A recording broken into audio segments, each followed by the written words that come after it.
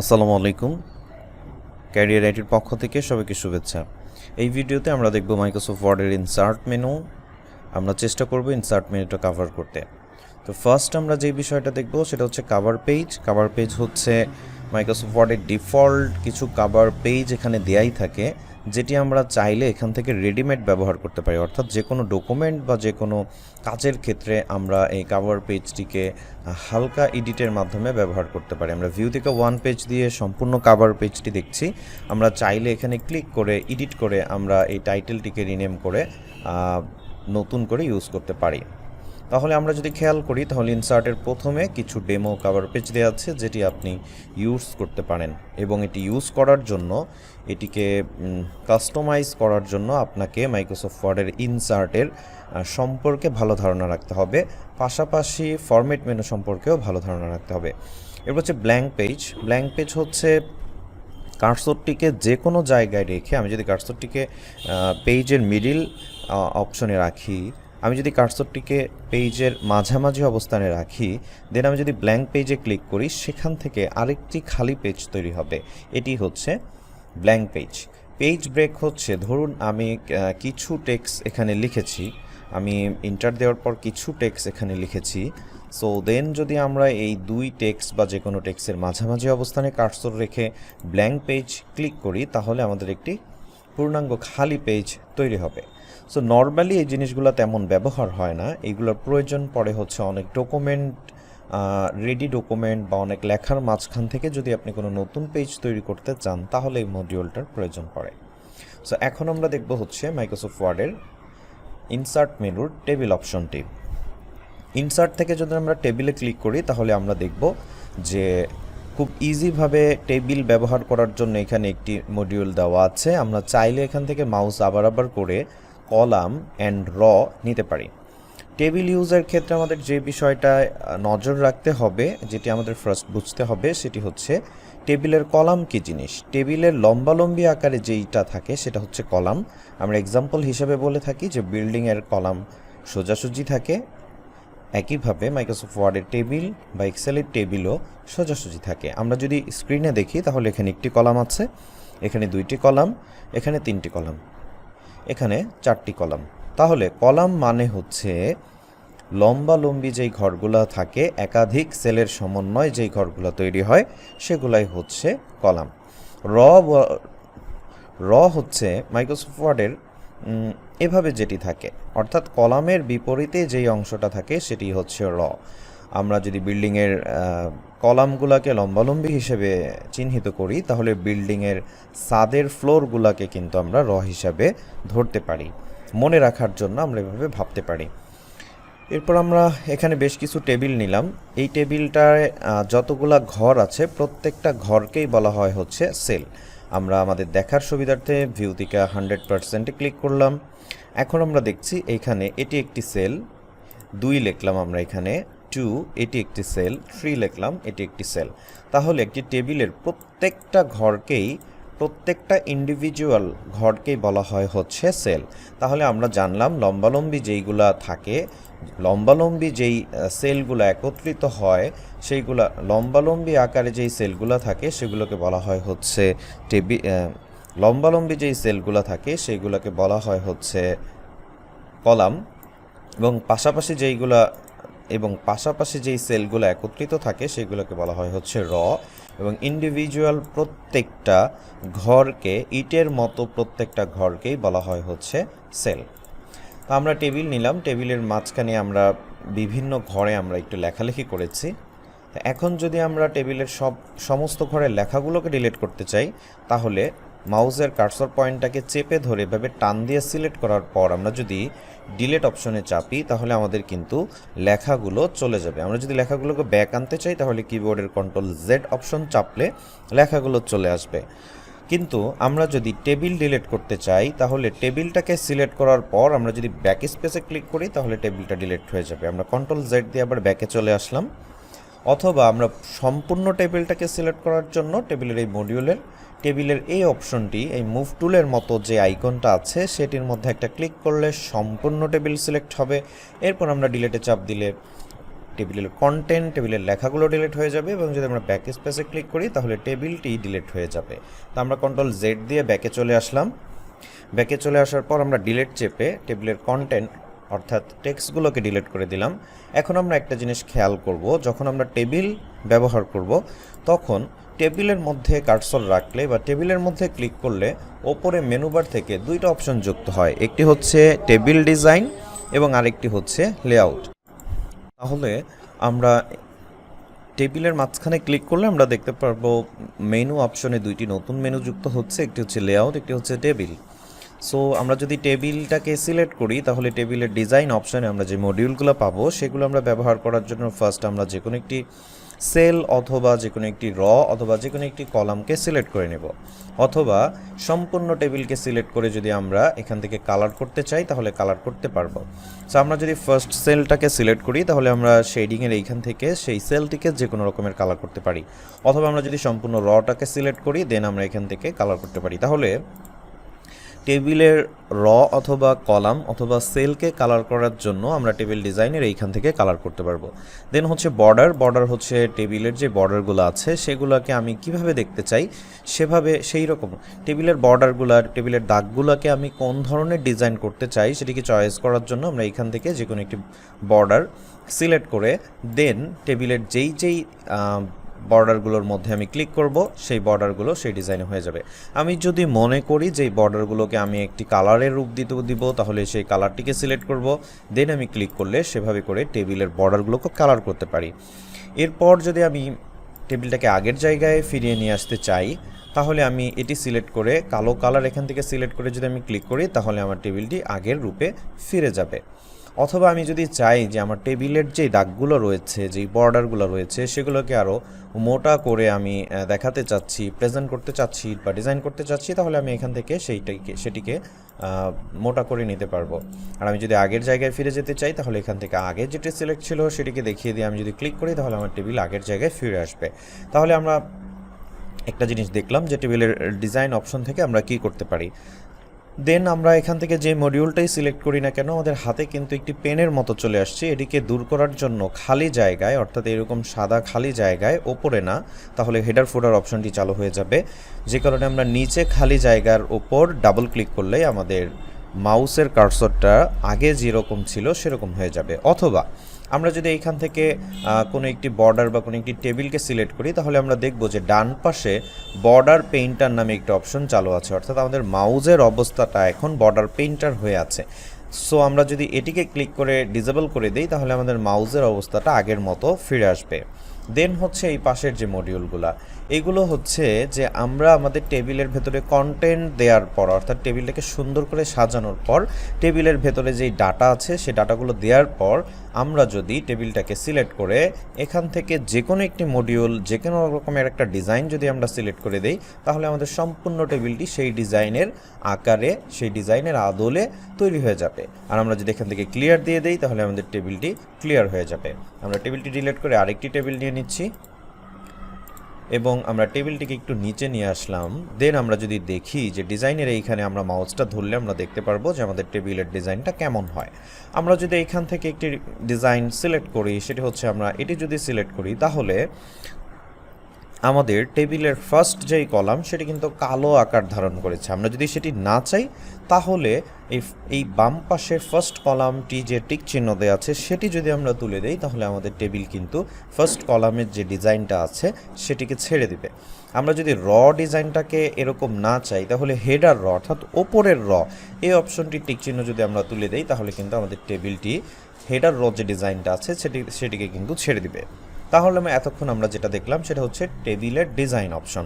তো টেবিলের যে ডিজাইন অপশনটা যে মডিউলগুলো সেটি আমরা অলরেডি দেখে ফেলেছি এবং আমরা যাব হচ্ছে টেবিলের লেআউট অপশন। টেবিলের লেআউট অপশন সেটি দারুণ একটি মডিউল, টেবিলের ক্ষেত্রে সবচেয়ে বেশি কাজে লাগে। এখন আমরা দেখব টেবিলের পরের মডিউল। টেবিলের পরের মডিউল দেখার জন্য আমরা টেবিলের যে কোনো একটি সেলকে সিলেক্ট করে নিলাম এখন আমরা সেই সেলের মধ্যে লিখতে পারি। আমরা যদি টেবিলের ট্যাব অপশনে চাপি তাহলে পরের সেলটির মধ্যে আমাদের কার্সর চলে যাবে। এরপর যদি আমরা ট্যাবে চাপি তাহলে তার পরের সেলের মধ্যে কার্সর চলে যাবে। এভাবে করে আমরা একটার পর একটা সেলে যাওয়ার জন্য কিবোর্ড থেকে ট্যাব অপশনটি ব্যবহার করতে পারি, অথবা আমরা আমাদের মাউস দিয়ে যে কোনো সেলের মধ্যে ক্লিক করে সেখানেও আমরা লিখতে পারি। আমরা টেবিলের মধ্যে যেই লেখাগুলো লিখব সেগুলোকে টেবিলের কন্টেন্ট বলে, সেটি আমাদেরকে মনে রাখতে হবে। এখন আমরা টেবিলের যে কোনো একটি সেলকে ডিলিট করা শিখব। আমরা ধরে নিলাম টেবিলের সবার শেষের যেই সেলটি রয়েছে সেটিকে যদি আমরা ডিলিট করতে চাই তাহলে আমাদের যেটি করতে হবে সেই সেলটিকে সিলেক্ট করে রাইট বাটনে ক্লিক করার পর ডিলিট সেলে ক্লিক করার পর শিফট সেল লেফট এই ঘরটি সিলেক্ট করে আমরা যদি ওকে প্রেস করি তাহলে কিন্তু আমাদের টেবিলের সেলটি ডিলিট হয়ে যাবে। আমরা যদি কলাম ডিলিট করতে চাই, অর্থাৎ আমাদের সবার শেষের যে কলাম সেই কলামটির মধ্যে আমরা এখানে 100 লিখে দিলাম, আমাদের শেষে যেই কলাম সেখানে আমরা 100 লিখে দিলাম।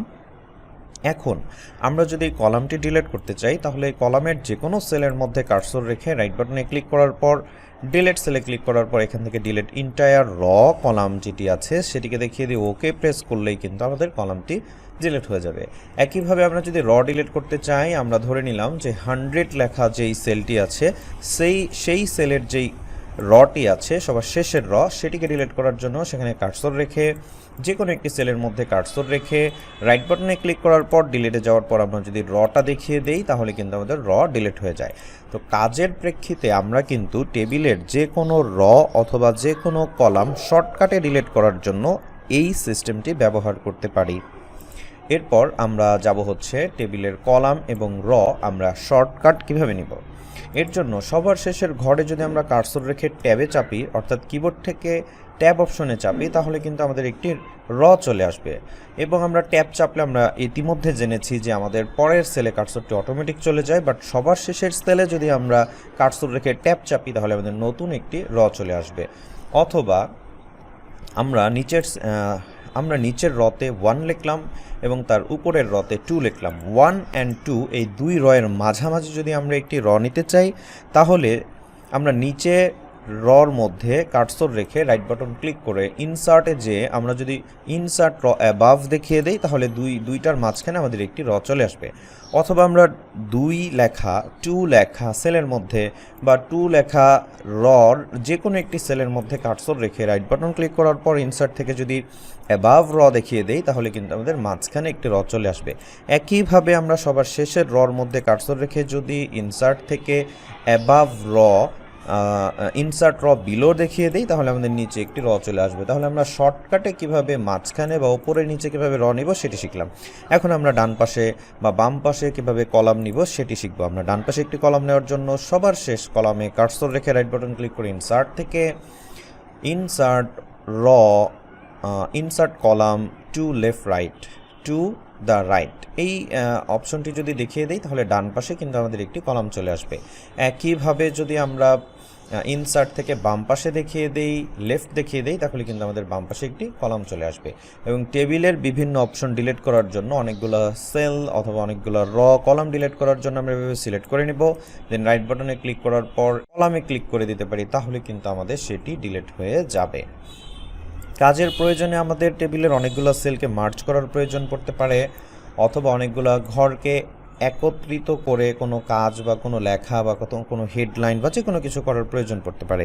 সেই ক্ষেত্রে আমরা সেই সেলগুলোকে সিলেক্ট করে রাইট বাটনে ক্লিক করার পর মার্জ সেলে যদি ক্লিক করি তাহলে আমাদের সমস্ত ঘরটা কিন্তু মার্জ হয়ে যাবে। দেন আমরা লেআউটের এখান থেকে আমরা লেখাটা মিডিলে নিয়ে আসতে পারি, ওপরে নিচে নিয়ে আসতে পারি। সো একইভাবে আমরা বাম পাশ থেকে যেই কলামটা আছে সেগুলো সেলকে সিলেক্ট করে আমরা রাইট বাটনে ক্লিক করার পর আমরা এখান থেকে কিন্তু মার্জ সেল করে দিতে পারি। এবং এখানে যে আমাদের যেই সেলগুলোর যে ঘরগুলো ছিল সেগুলো কিন্তু সব এক হয়ে গেছে, বাট লেখাগুলো রয়ে গেছে। এখন লেখাগুলোকে যদি আমরা ঘোরাতে চাই তাহলে এখানে কার্সর রেখে রাইট বাটন ক্লিক করার পর আমরা টেক্সট ডিরেকশনের মাধ্যমে আমরা লেখাগুলোকে ঘুরিয়ে দিতে পারি। এবং টেক্সট ডিরেকশনের মাধ্যমে আমরা লেখাগুলোকে ঘুরিয়ে আমরা এই কলামটিকে ধরে আমরা কিন্তু এভাবে ছোট করে দিতে পারি। যে কোনো এক জায়গায় কার্সর রেখে ঘরের যে কোনো এক জায়গায় কার্সর রেখে আমরা কিন্তু লেখাগুলোকে মাঝখানে এবং আমরা এই লেখাগুলোকে বড় করে দিতে পারি।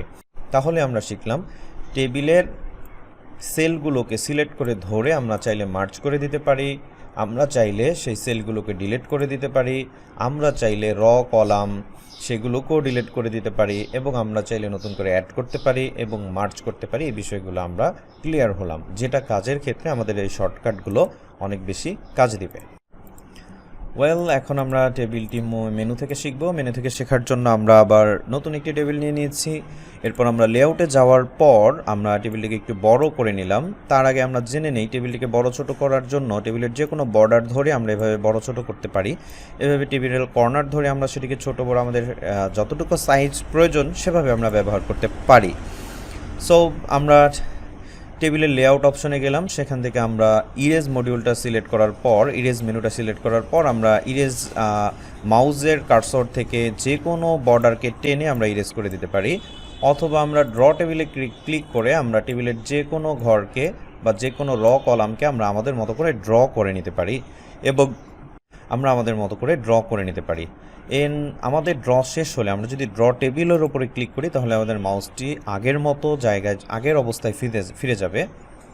আমরা ড্রর উপরে ক্লিক করলে আমাদের মাউসটি আগের অবস্থায় ফিরে যাবে। আবার যদি আমরা ইরেজে ক্লিক করি তাহলে আমাদের যতটুকু প্রয়োজন সেটি আমরা ইরেজ করতে পারি। যদি আমরা মাউসের অবস্থা আগের জায়গায় ফিরিয়ে নিতে চাই তাহলে কিন্তু আমরা সাদা জায়গায়, খালি জায়গায় ডাবল ক্লিক করলে আমাদের মাউস আগের জায়গায় ফিরে যাবে। দেন আমরা এখান থেকে ডিলিট মডিউলটি, যেটি আমরা রাইট বাটনে ক্লিক করে ইতিমধ্যে দেখে ফেলেছি, সেটি আমরা এখানে পাচ্ছি। অর্থাৎ আমরা যদি এই রটিকে ডিলিট করতে চাই, রটিকে সিলেক্ট করে ডিলিট অপশনে ক্লিক করে আমরা রতে ক্লিক করলে ডিলিট হয়ে যাবে। দেন আমরা যদি কলাম ডিলিট করতে চাই তাহলে কলামের যে কোনো একটি সেলে কার্সর রেখে আমরা ডিলিট অপশনে ক্লিক করে ডিলিট কলামে ক্লিক করলে কলামটি ডিলিট হয়ে যাবে। তো আমরা নতুন একটি টেবিল নিচ্ছি। টেবিল থেকে এবার আমরা যাব হচ্ছে ইনসার্ট টেবিলে। সেখানে আমরা বলে দিব যে আমরা কয়টা কলাম চাচ্ছি এবং কয়টা চাচ্ছি। আমরা সেখানে লিখে যদি ওকেতে প্রেস করি তাহলে আমাদের কলামগুলো চলে আসবে। দেন আমরা লেআউটের যে মডিউলগুলো এখানে দেখছি সেটি আমরা রাইট বাটনে ক্লিক করে ইনসার্টের এখান থেকেও পেয়ে যাচ্ছি। এরপর হচ্ছে মার্জ সেল, অর্থাৎ আমরা যদি কোনো একাধিক সেলকে মার্জ করতে চাই তাহলে সেই সেলগুলোকে সিলেক্ট করে আমরা মার্জ সেলে ক্লিক করে কিন্তু মার্জ হয়ে যায়, যেটি আমরা ইরেজার দিয়েও করতে পারতাম। স্পাইল্ড সেল এটি হচ্ছে যে একটি সেলের ভেতরে যদি আমরা একাধিক সেল চাই তাহলে আমরা এই সেলের ভেতরে চাচ্ছি 2টি কলাম এবং একটি ক্লিক করার পর আমাদের 2টি কলাম এবং একটি চলে আসছে। দেন হচ্ছে স্পাইল্ড টেবিল, সেটি যেই কোনো মধ্যে আমি যদি কার্সর রেখে আমি এর মধ্যে ক্লিক করি, স্পাইল টেবিলে ক্লিক করি, তাহলে সেখান থেকে আমার টেবিলটি 2টি অংশে ভাগ হয়ে যাবে। দেন আমরা দেখব লেআউটের অটো ফিট যে অপশনটি আছে সেটি হচ্ছে অটো ফিট কন্টেন্ট। আমার টেবিলের ভেতরে যদি কোনো টেক্সট থাকে, আমার টেবিলের বিভিন্ন সেলের মধ্যে যদি টেক্সট থাকে তাহলে আমার টেবিলটি সেই টেক্সট অনুযায়ী, সে কন্টেন্ট অনুযায়ী ফিট হয়ে যাবে। আর অটো ফিট টু উইন্ডো সেটি হচ্ছে যে আমার উইন্ডো অনুযায়ী, আমি পেজ লেআউট থেকে যে মার্জিনটা নিয়েছিলাম, যে জায়গাটা নিয়েছিলাম, সেই জায়গা অনুযায়ী আমার টেবিলটা ফিট হয়ে যাবে। দেন হচ্ছে ফিক্স কলাম ওয়াইড, কলামের যে ওয়াইড আছে সেই ওয়াইড অনুযায়ী সেটি ফিক্স হয়ে যাবে। তারপরের অপশনটি দেখছি আমরা একটি সেলের সাইজ, অর্থাৎ আমি যেই এই ঘরে কার্সরটি রেখেছি এটার হাইট কতটুকু অ্যান্ড এটার ওয়াইড কতটুকু আছে সেটি আমরা এখান থেকে মেজার করতে পারি। ডিস্ট্রিবিউশন কলাম, সেটি হচ্ছে আমার প্রত্যেকটা কলাম একই সাইজ অনুযায়ী ডিস্ট্রিবিউট হয়ে যাবে অ্যান্ড আমার প্রত্যেকটা একই সাইজ অনুযায়ী ডিস্ট্রিবিউট হয়ে যাবে। আমরা এটি ইতিমধ্যে দেখেছি যে আমরা যে কোনো টেক্সটকে সিলেক্ট করে আমরা কিন্তু সেটি উপরে নিচে করতে পারি। আমরা যদি এই ঘরটিকে বড় করি তাহলে আমরা কিন্তু লেখাকে উপরে অথবা নিচে অথবা সবগুলো লেখাকে সিলেক্ট করে আমরা কিন্তু লেখা কোন জায়গায় রাখতে চাই সেটি করতে পারি। দেন আমরা যে মডিউলটি দেখব সেটি হচ্ছে পেজ লেআউটের টেক্সট ডিরেকশন, অর্থাৎ আমরা যদি এই ঘরগুলোকে লিখি তাহলে আমরা টেক্সট ডিরেকশনের মাধ্যমে আমরা লেখাগুলোকে এভাবে ঘুরিয়ে সাজাতে পারি।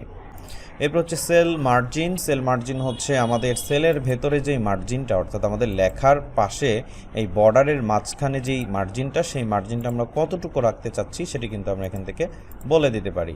বিভিন্ন প্রয়োজনে আমরা এই মডিউলটি ব্যবহার করতে পারি।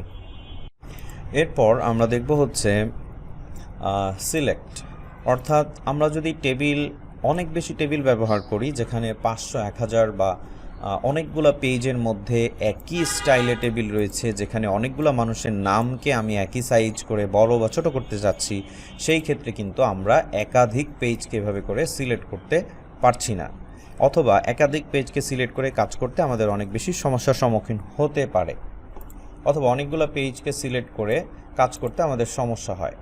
সো আমরা যে কোনো কলামের মধ্যে এরপর আমরা যে মডিউলটি দেখব সেটি হচ্ছে সিলেক্ট, অর্থাৎ টেবিলের কোনো একটি কলামে যতগুলো ডাটা থাকবে সেটি হতে পারে একাধিক পেজে অনেক বেশি ডাটা, 200-500 এমন বেশি ডাটাকে যদি আমরা এভাবে সিলেক্ট করতে যাই তাহলে আমাদের একটু প্রবলেম হতে পারে। সো এই কাজটিকে সহজভাবে করার জন্য আমরা যে কোনো কলামের মধ্যে কার্সর রেখে সিলেক্ট অপশনে যেয়ে যদি আমরা বলি সিলেক্ট কলাম, তাহলে এভাবে যতগুলো পেজে যতগুলো কলাম রয়েছে সকল কলাম একত্রে আমরা সিলেক্ট করতে পারি। দেন আমরা আমাদের সেই কলামের ডাটাটাকে বড় ছোট বা যে কোনো কালার বা যে কোনো কাজ করতে পারি। সো এতক্ষণ আমরা দেখলাম হচ্ছে টেবিলের লেআউট মডিউল। সো টেবিলের লেআউট মডিউল বারবার প্র্যাকটিস করতে হবে, ডিজাইন মডিউল বারবার প্র্যাকটিস করতে হবে, দেন আমরা দেখবো হচ্ছে তার পরের মডিউল। Thank you.